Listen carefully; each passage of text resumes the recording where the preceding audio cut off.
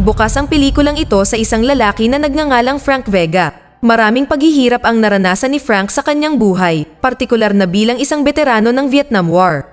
Patungo siya sa kanyang negosyo isang araw nang makakita siya ng dalawang mga siga na nag-iingay sa bus. Ito ay nagpaalala sa kanya ng kaunti sa kanyang mga naunang taon ng pagiging simple na ginugol kasama ang kanyang mga magulang. Ang pinakamasamang bahagi ay kinailangang maglingkod si Frank ng buong 10 taon sa digmaan sa Vietnam. Paglaki niya, nagkaroon siya ng syota at nangako sila na magpapakasal pagkabalik niya mula sa digmaan. Sa kanyang pag-uwi sa wakas, natuklasan niya na ang kanyang kasintahan ay naka-move on na, nagpakasal na sa iba at may 2 anak. Si Frank, na broken-hearted, ay nagpasya na mag-apply sa Police Academy sa paniniwalang makakatulong ang kanyang karanasan sa militar. Sa kasamaang palad, siya ay tinanggihan. Ginugol niya ang karamihan ng kanyang buhay sa pagbebenta ng mga hotdog dahil hindi siya makahanap ng trabaho saan man.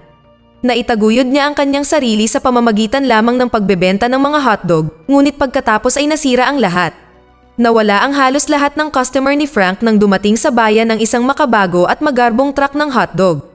Ang tanging pagpipilian niya ay maging isang palaboy, tumira sa mga lansangan na walang permanenteng tirahan o trabaho, tiyak na isang mahirap na pahinga para kay Frank Vega. Tayo'y magpatuloy at mag-fast forward sa kasalukuyan. Nasa bus ang 2 sigang lalaki na ito, nag-iingay at tinatangkapang saktan ang isang matandang lalaki. Si Frank ay namagitan, iniligtas ang lalaki, at binigyan ng matinding pambubugbog ang mga makukulit na bata. Kinuna ng ilang tao sa bus ang buong kaganapan sa kanilang telepono at ipinost ito sa social media. Biglang sumikat si Frank matapos mag-viral sa internet ang kanyang walang pag-iimbot na kawang gawa. Siya ay tinaguri ang badass at lahat ay nakilala siya bilang kamangha-mangha.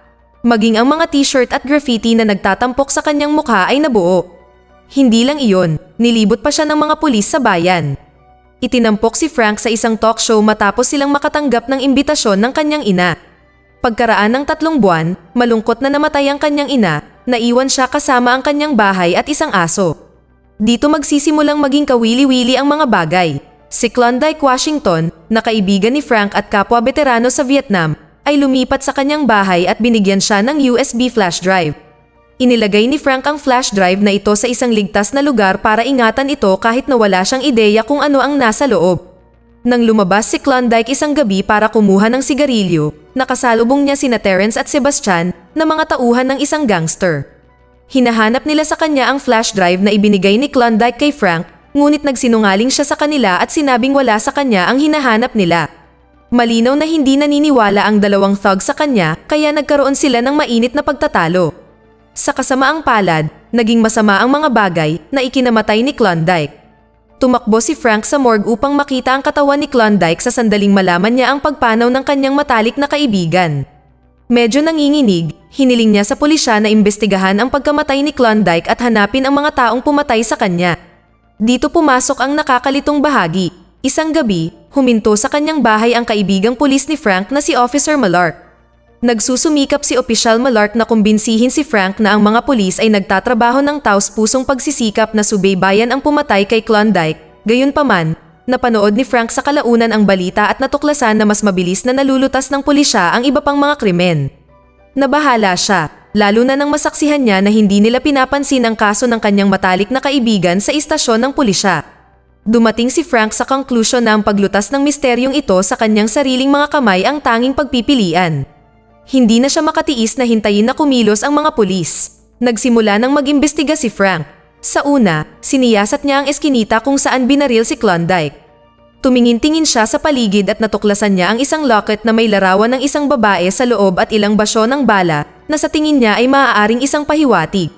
Ipinaalam sa kanya ng lalaking nagtatrabaho sa pawn shop na si Terrence ang may-ari ng locket nang dalhin niya ang basyo ng bala at locket doon. Nasa loob ng locket ang litrato ng asawa ni Terrence. Mabilis na tumungo si Frank sa address niya para hanapin ang tinatawag na Terrence na ito.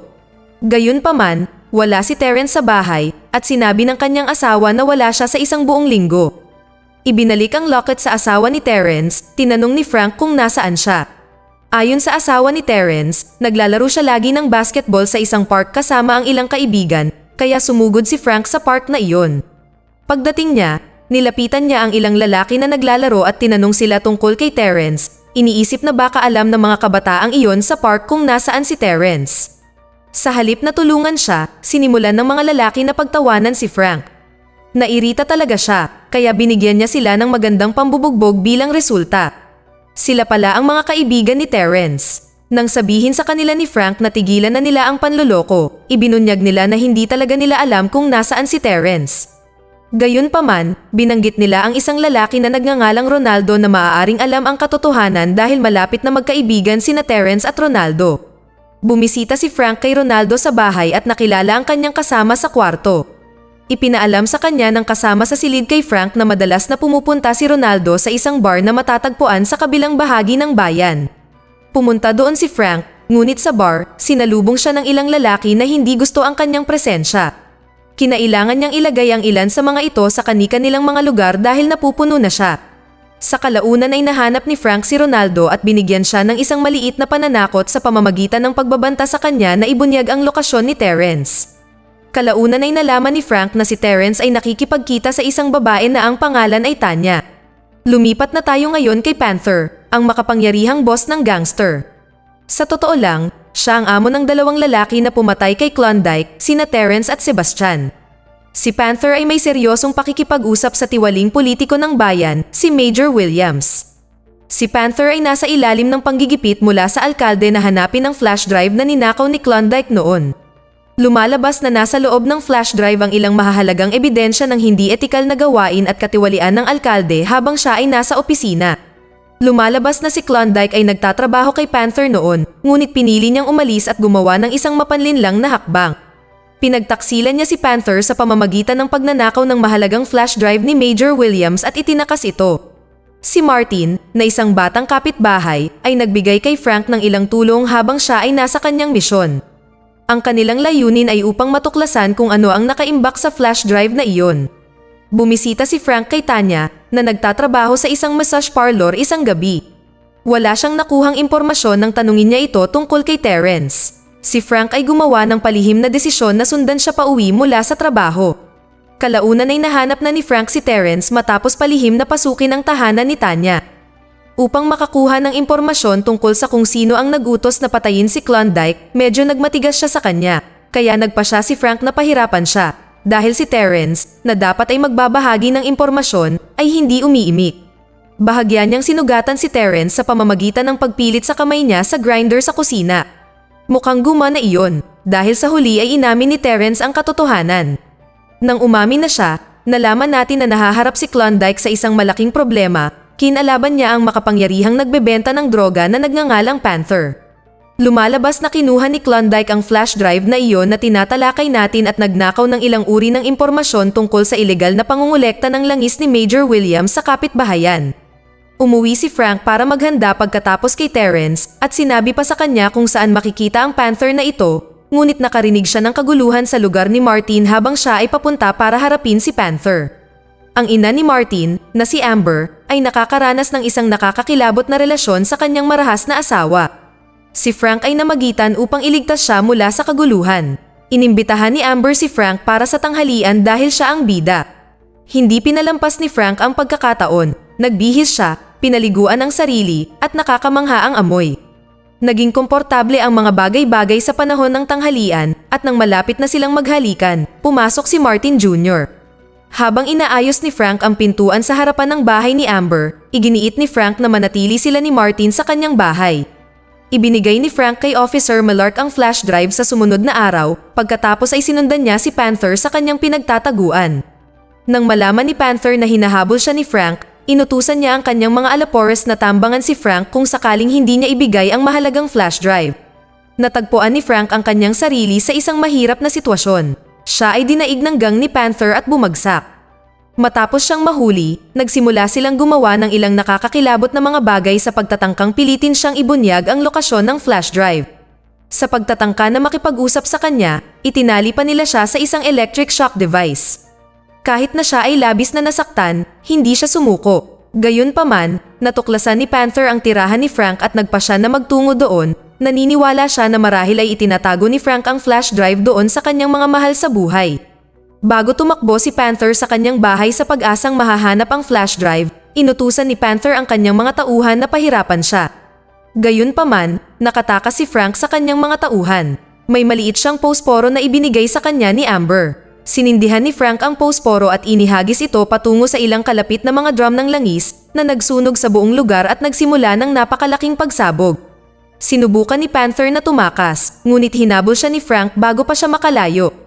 Pareho nilang sinimulan ang nakakatuwang paghabol na ito pagkatapos magnakaw ng mga boss na talagang puminsala sa iba pang mga sasakyan sa proseso. Sa huli ay nabangga ang pareho nilang boss. Hindi pa rin sumusuko si Frank ngayon.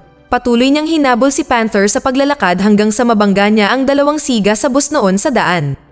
Sinusubukan ng dalawang lalaki na ito na mag-film ng isang video sa kanilang cellphone habang binubugbog si Frank sa pag-asang makakabawi, ngunit ipinakita sa kanila ni Frank kung sino ang boss at hinabol sa halip si Panther. Nang tuluyang makarating si Panther sa bahay ni Frank, naroon si Amber. Habang pinagbabantaan siya ni Panther na ipakita ang flash drive, dumating si Frank sa tamang oras upang iligtas si Amber. Nang nag-away ang dalawang ito, napunta ito sa harap ng bakuran. Tumalon si Amber sa likod ni Panther sa pagtatangkang pabagalin siya habang si Panther ay naghahandang atikihin muli si Frank. Sa gitna ng laban, nakalamang si Frank at nagkaroon siya ng pagkakataon na talunin na ng tuluyan si Panther.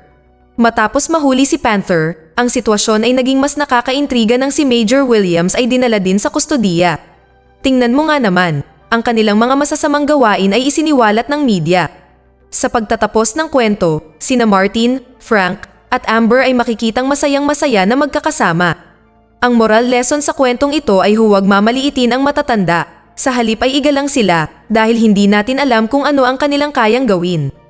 Dito na nagtatapos ang kwento. Sana ay nagustuhan nyo. Mag-subscribe na kung hindi ka pa nakasubscribe. Pindutin na rin ang notification bell at like button upang matulungan ang channel and leave a comment down below. And as always, thank you for watching.